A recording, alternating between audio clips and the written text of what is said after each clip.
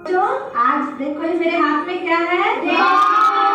Very good. इसको ball भी कहते हैं, गेंद भी कहते हैं। तो इससे हम लोग क्या करते हैं? खेलते हैं। तो आज हम लोग इस गेंद से एक नया खेल खेलेंगे। आप सब लोग तैयार हैं? इस खेल में आपको बहुत मजा भी आने वाला है। तो खेल खेलने से पहले हम खेल के नियम जान लें। तो आप लोग ध्यान से सुनेंगे मेरी बात कि कैसे हमको खेल खेलना है। तो सबसे पहले इस खेल को खेलने से पहले आप पूरी कक्षा में देखिए, आपको जो चीजें दिखाई दे रही है उसमें से कोई दो चीज आप अपने दिमाग में सोच लीजिए, उसका नाम सोच लीजिए। देखिए आप लोग आसपास, और बताना नहीं है कि कोई किसी को अपना शब्द नहीं बताएगा। अपने मन में आप दो शब्द सोच लीजिए। सोच लिया सबने? उसके बाद ये बॉल एक दूसरे के पास बढ़ती जाएगी और म्यूजिक बजेगा। ठीक है, ये म्यूजिक बजता रहेगा, बॉल हमारी बढ़ती रहेगी। और जैसे ही म्यूजिक ये बंद होगा, बॉल जिसके पास रहेगी वो बच्चा वो दो शब्दों को अलग अलग तोड़कर उसकी ध्वनियां बताएगा। समझ रहे हो बात मेरी? जैसे कि मान लो कि ये बॉल घूम रही है और मेरे पास आ गई, मैं भी आपके साथ खेल रही हूँ ना, तो ये बॉल मेरे पास आ गई। अब मैंने सोचा था एक शब्द, मुझे दिखाई दिया एक छोटा सा हाथी। ठीक है, तो मैं बोलूंगी ह आ थ ई। ठीक है, तो हाथी में कितनी ध्वनियां हो गई? 4। ह आ थ ई। ठीक है बच्चों, समझ गए आप मेरी बात? तो अब हम खेल को शुरू करेंगे। ये बॉल इस तरह से घूमेगी म्यूजिक के साथ। जैसे ही म्यूजिक बंद होगा, आपने जो शब्द सोचा है उस शब्द को अलग अलग करके उसकी ध्वनियां बताएंगे कि उस शब्द में कितनी ध्वनियां हैं, यानी कितने वर्ण हैं। ठीक है, जैसे मैंने बताया था ना अभी, अ आ थ ई, हाथी। ठीक है, समझ गए सब लोग? खेल शुरू करें? खेल शुरू करें? रेडी?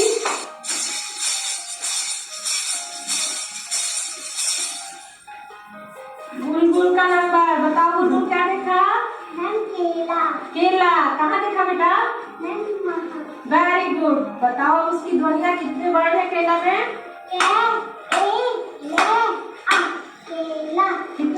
चार। शाबाश। यहाँ आपने देखा कि हमारे आसपास सीखने सिखाने की तमाम सामग्रियां और संसाधन मौजूद हैं, जिनका उपयोग करके शिक्षण को रुचिकर और बोधगम्य बनाया जा सकता है। ये संसाधन मानवीय संसाधन, प्राकृतिक संसाधन, वस्तुओं, सामग्रियों, धरोहर, कला, शिल्प आदि के रूप में हम सभी के परिवेश में उपलब्ध होते हैं। क्या आपने कभी इस पर विचार किया है कि हम अपने विषय के शिक्षण में इन परिवेशीय संसाधनों का किस प्रकार उपयोग कर सकते हैं? देखो, आज हम आपको कुछ घुमाने लेकर आए हैं। तो ये आपको एक खेत दिखाई दे रहा है और इस खेत में ये बेल लगी हुई हैं। अच्छा बेटा, ये बताओ क्या आप इस बेल को पहचानती हो? जी। तो बताओ ये कौन सी बेल है? ये खेत है, ये तोरी, इस खेत में तोरी बोई जाती है और तोरी स्वास्थ्य के लिए बहुत अच्छी रहती है और डॉक्टर भी इसे तोरियों को बताते हैं। अच्छा, डॉक्टर तोरियों को बताते हो? आप सब तोरी खाते हो? जी। खाते हो? जी। अच्छा, कौन कौन खाता है? मैं। आप भी खा लेते हो? बहुत बढ़िया, आप तो बहुत अच्छे बच्चे है, इस पर कपड़े भी धोते हैं, इस पर बर्तन भी धोते हैं और इस पर खाने को पानी भी ले जाते हैं। आप क्या करते हो बेटा इससे? पानी ले जाते हो? पानी पीते हो? और कपड़े कौन धोता है?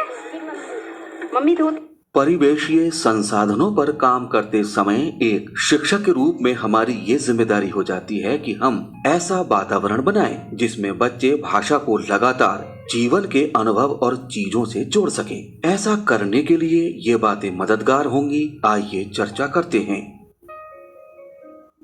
बच्चे स्कूल में कई तरह की वस्तुएं जैसे पत्तियां, पत्थर, पंख, टूटी फूटी चीजें लाएं और उनके बारे में बात करें, पढ़ें, लिखें। बच्चों से उन अनुभवों के बारे में कहने, लिखने और पढ़ने को कहा जाए जो उन्हें स्कूल के बाहर प्राप्त हुए हैं या घटित हुए हैं। मानवीय संसाधनों जैसे किस्सा बुक, संवाददाता, कवि, लेखक, अभिनेता आदि को विद्यालय में समय समय पर आमंत्रित कर उनके ज्ञान और कौशल का लाभ बच्चों को दिलाएं। विद्यालय परिसर में त्योहारों के आयोजन करें और फिर बच्चों को उनसे जुड़े तथ्य और कहानी सुनाएं। फिर बच्चों से उनके अनुभव सुने। इसके बाद उसे अपनी भाषा में लिखने को कहें। विद्यालय में सांस्कृतिक कार्यक्रमों का आयोजन कराएं और बच्चों से उनकी रुचि के अनुसार इन सांस्कृतिक कार्यक्रमों में प्रतिभाग करने को कहें। आइए दूसरी कक्षा में चलते हैं, जहां पर शिक्षिका बच्चों को भाषा शिक्षण में परिवेशीय संसाधनों को केंद्रित करते हुए शिक्षण कार्य कर रही है। ठीक है, तो बोले किस पर लगाने हैं, ध्यान रखना। और बोले कैसे लगाने हैं वो भी हमने सीख लिया। किसी को कोई समस्या नहीं? तैयार है? Yes ma'am. अब सभी अपना पेपर लेंगे। बेटा ध्यान रखना, उड़ न जाए। ये आपका पेपर बच्चे, ये आपका पेपर और ये आपका, और ये तो छोटे प्यारे बच्चों का। ठीक है, करो, अब करके दिखाओ। हाँ, क्या ढूंढना है? वेरी गुड, बहुत अच्छे। देखो उसने ढूंढ लिया। मैं आपको 1 मिनट का समय दूंगी बच्चों, ठीक है?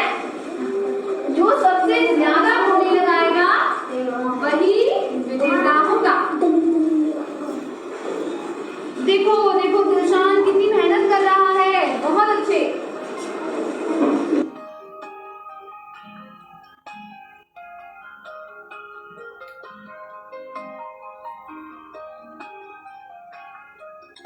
इस प्रकार बच्चों को रचनात्मक स्वतंत्रता देनी होगी ताकि वे गलती करें, उससे सीख लें और अगले काम में इस सीख का इस्तेमाल करें, ताकि सीखने की प्रक्रिया की निरंतरता बनी रहे। आइए दूसरी कक्षा में चलते हैं, जहां पर शिक्षिका बच्चों को भाषा शिक्षण में परिवेशीय संसाधनों को केंद्रित करते हुए शिक्षण कार्य कर रही हैं। बच्चों, हम लोग बहुत सारे त्योहार मनाते हैं ना? Yes ma'am. हर बच्चे का अपना एक पसंदीदा त्योहार होगा। Yes ma'am. अच्छा, आप एक एक करके मुझे अपने पसंदीदा त्योहार का नाम बताइए, ठीक है? आपका पसंदीदा त्योहार कौन सा है? ईद। आपका? दीपावली। दीपावली। आपका? रक्षाबंधन। रक्षाबंधन। आपका बेटा? मैम भैया दूज। भैया दूज। अरे वाह, बहुत। आपका? दीपावली। दीपावली। आपका? रक्षाबंधन। आपका बेटा? रक्षाबंधन। रक्षाबंधन। और आपका?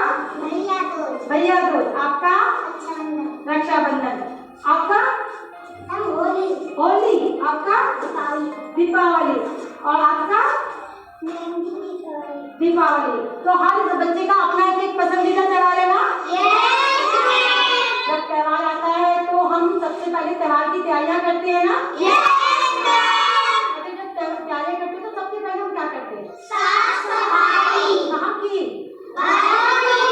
अपने घर की और बाहर की भी सफाई रखनी चाहिए ना?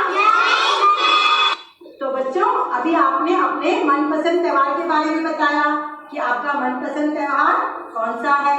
आप इस त्योहार से पहले अपनी किस प्रकार तैयारी करते हैं, किस प्रकार आप त्योहार से पहले अपने घर की साफ सफाई करते हैं और बाजार से क्या क्या खरीद के लाते हैं। आपको एक ड्राइंग शीट दे रही हूँ। इस ड्राइंग शीट में आप अपने मनपसंद त्योहार से संबंधित कोई चित्र बनाएंगे, ठीक है?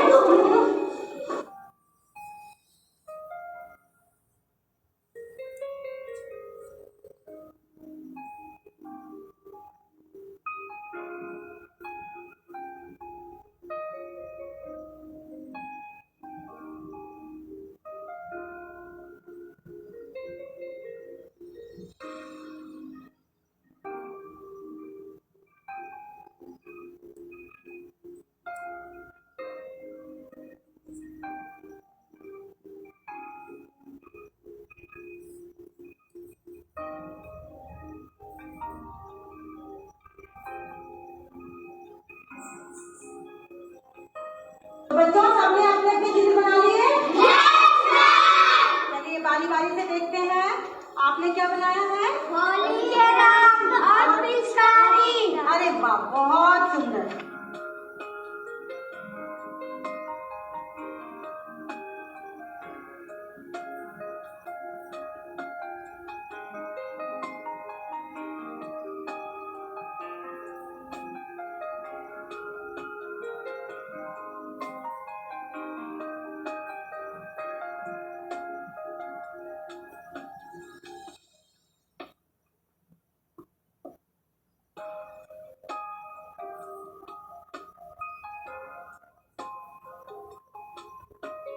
इस प्रकार हमने देखा कि हमारे आसपास ज्ञान का अनंत भंडार है। हमें आवश्यकता केवल इस बात को जानने की है कि हम इन संसाधनों का कक्षा शिक्षण में किस प्रकार उपयोग करें ताकि बच्चों में भाषाई दक्षताओं का अपेक्षित विकास हो सके।